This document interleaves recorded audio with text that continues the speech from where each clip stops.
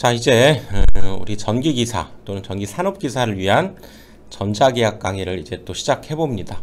자, 하나씩 차근차근 같이 함께 해보도록 합시다. 자, 첫 번째 장에서 우리가 벡터 해석으로 한번 들어가 보는데요. 먼저 벡터에 대해서, 자, 여기에서는 조금은 핵심적인 내용들 중심으로 하고요.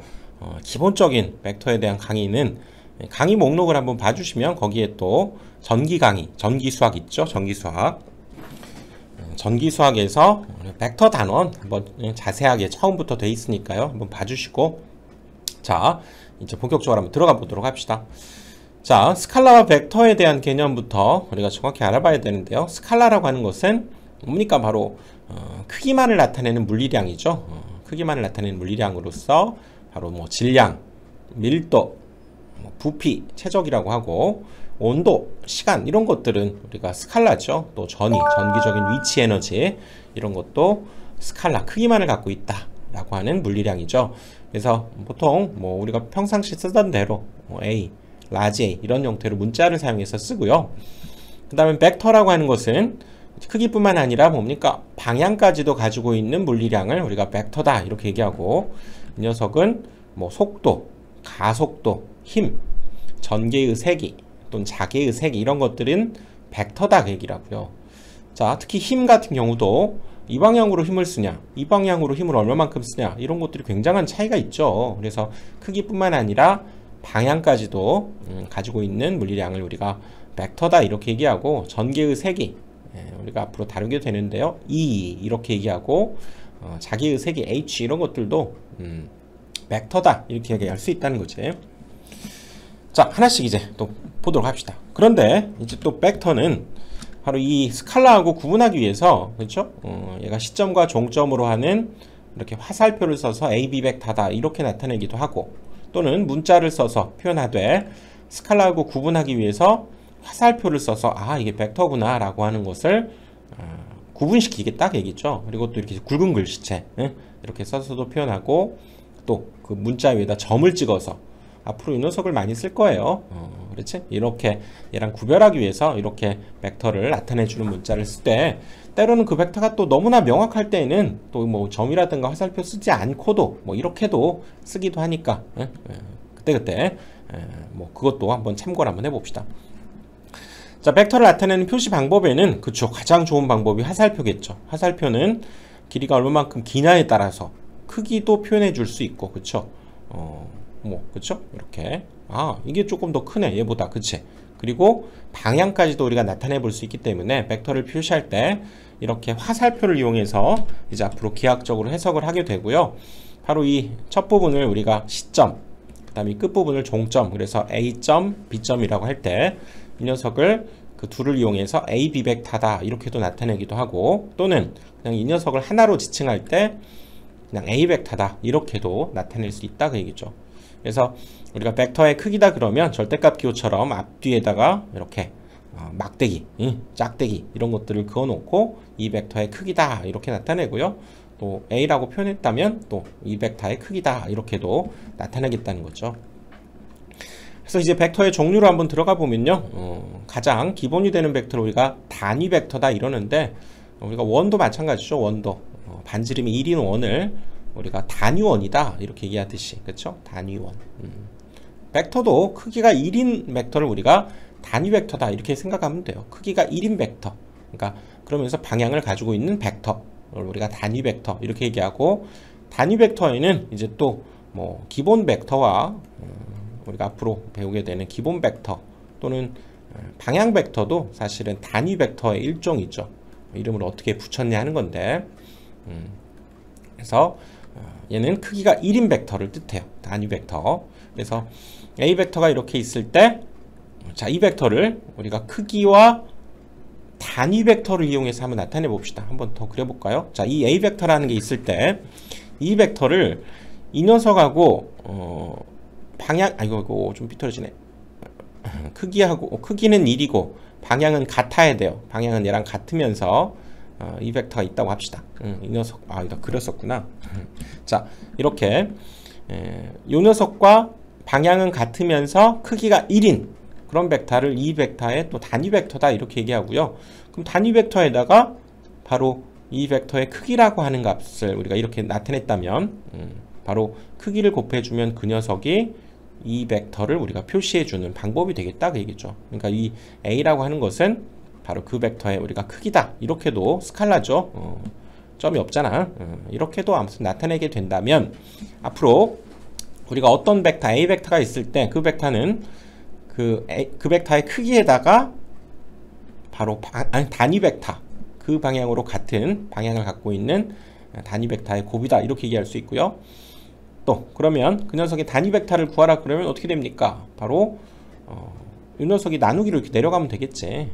그러니까 그 벡터에서 그 벡터의 크기로 나눠주게 되면 그 벡터의 방향이 같은 우리가 단위 벡터를 구할 수 있게 된다 그 얘기죠. 그러니까 크기가 1인 벡터다. 단위 벡터는 크기가 1인 벡터다 이렇게 생각하면 되고요. 그래서 이 A 벡터를 우리가 그 벡터의 크기 뭐 이건 같은 말이니까 크기로 나눠주면 바로 크기가 1인 단위 벡터를 만들어낼 수 있다 그 얘기죠. 그래서 이제 벡터의 종류에서 이제 법선 벡터라고 하는 것도 있는데 법선 벡터는 어떤 평면이 있을 때 이렇게 평면이 있을 때 그 벡터의 수직인 벡터를 우리가 법선 벡터다 이렇게 얘기를 하겠다고. 그래서 뭐 평면인 경우도 이러지만요. 또 예를 들어서 이런 구 같은 경우죠. 공면이지.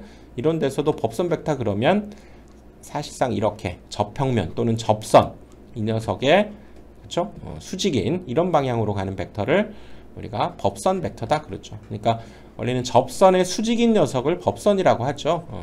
그래서 평면의 수직이거나 접평면 또는 접선의 수직인 그런 벡터를 또 법선 벡터다 이렇게 또 이름을 붙이겠다는 거죠.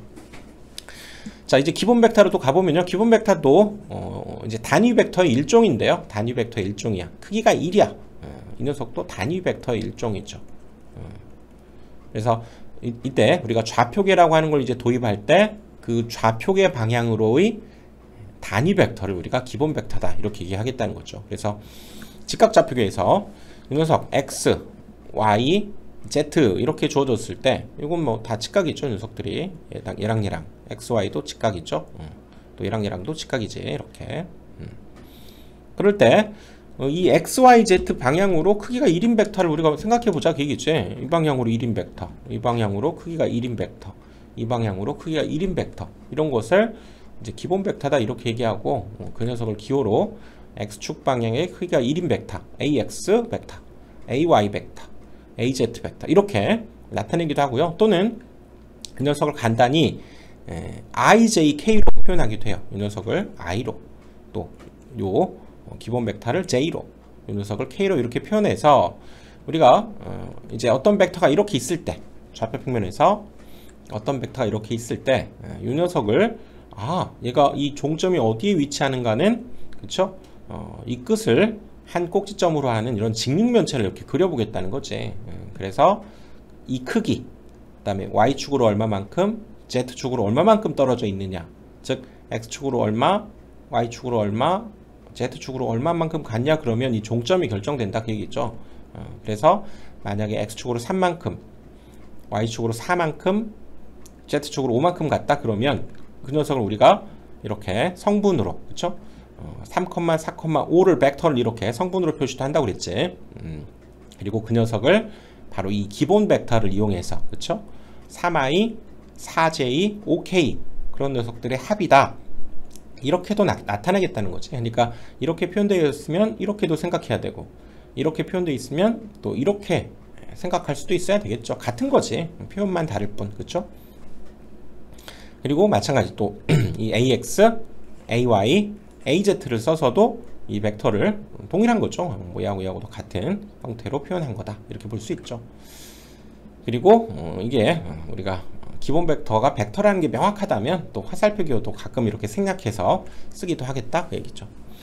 다음은 이제 방향 벡터. 이것도 사실은 단위 벡터죠. 단위 벡터.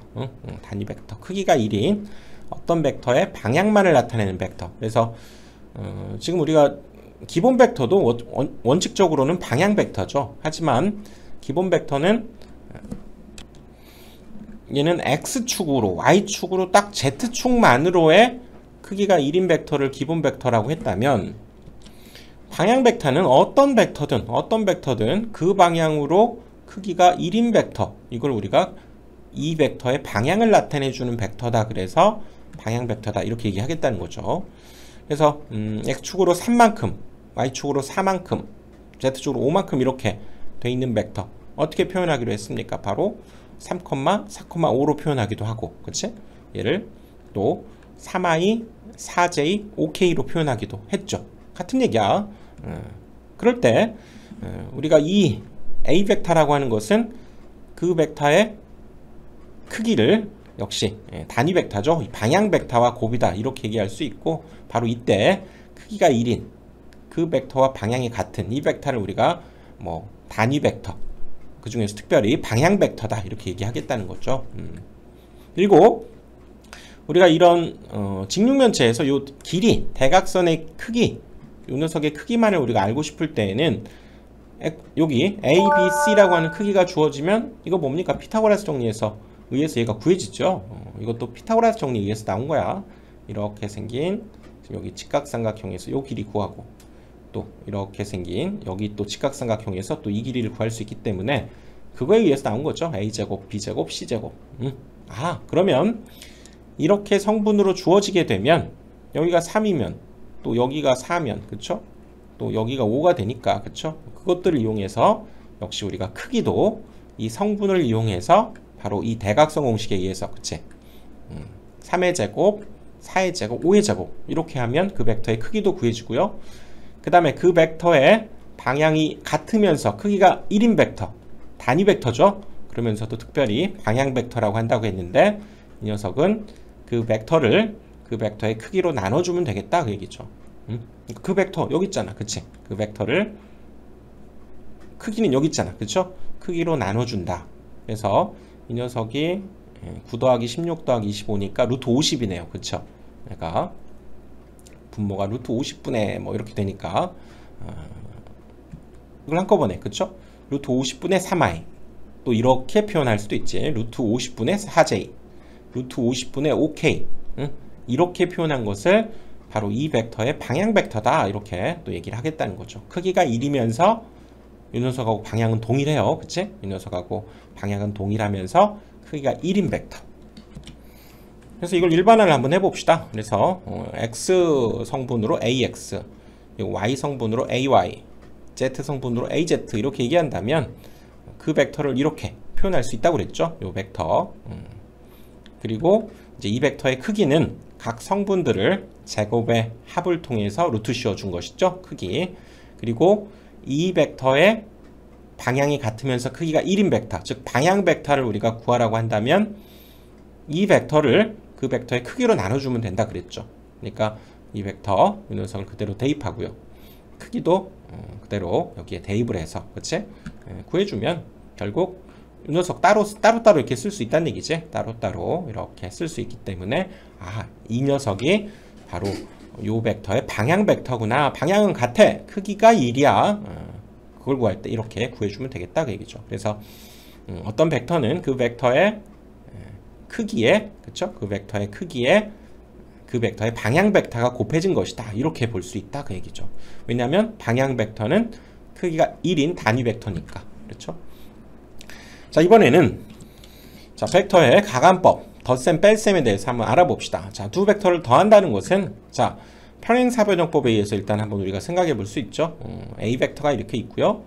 또 B 벡터를 여기 시점이 이렇게 맞춰진 상태로 그렸을 때 이 두 벡터의 합은 바로 여기에 평행사변형을 이렇게 그리자는 거죠. 그래서 거기에서, 그치? 이 시점에서 이 평행사변형의 대각선 끝부분을 그어준 것이 바로 이 두 벡터의 덧셈이다.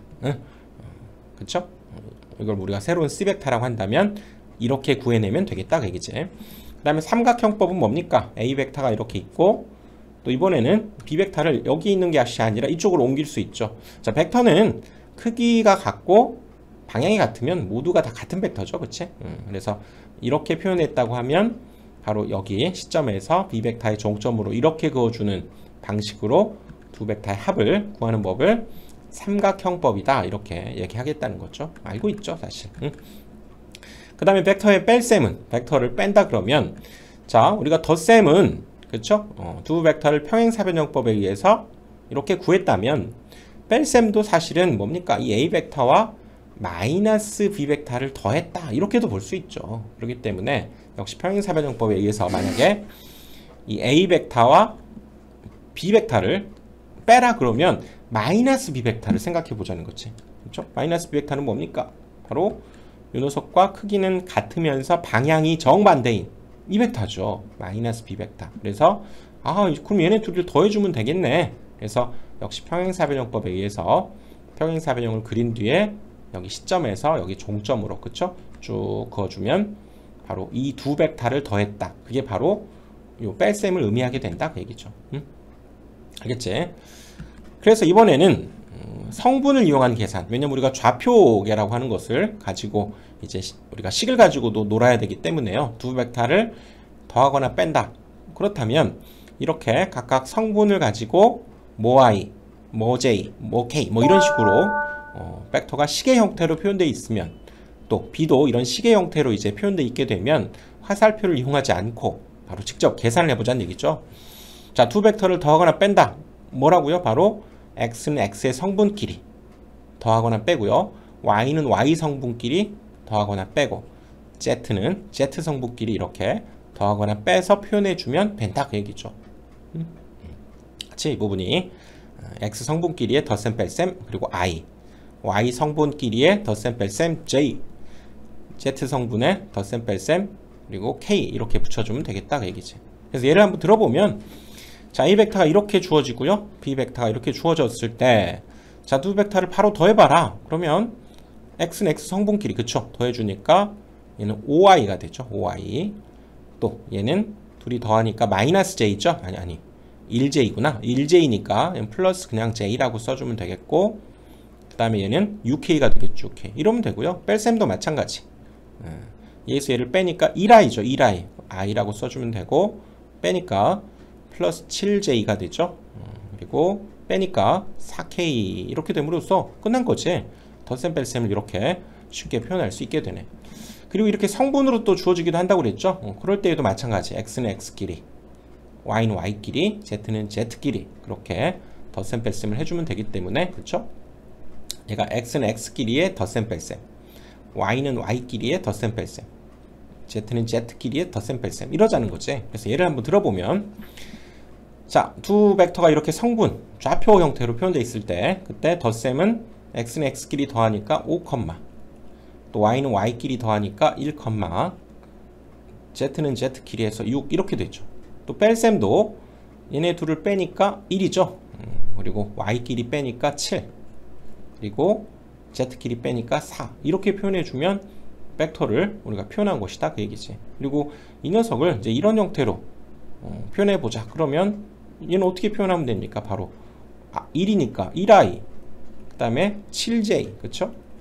그 다음에 4k 이렇게 표현해주면 되는 거지. 그치? 자, 그래서 이번 강의는 여기까지 우리가 가관법에 대해서까지 알아봤고요. 다음 강의에서 이어서 우리가 좌표계 조금 더 공부를 해보도록 하겠습니다. 자, 이번 강의 첫 강의는 여기까지 하겠습니다.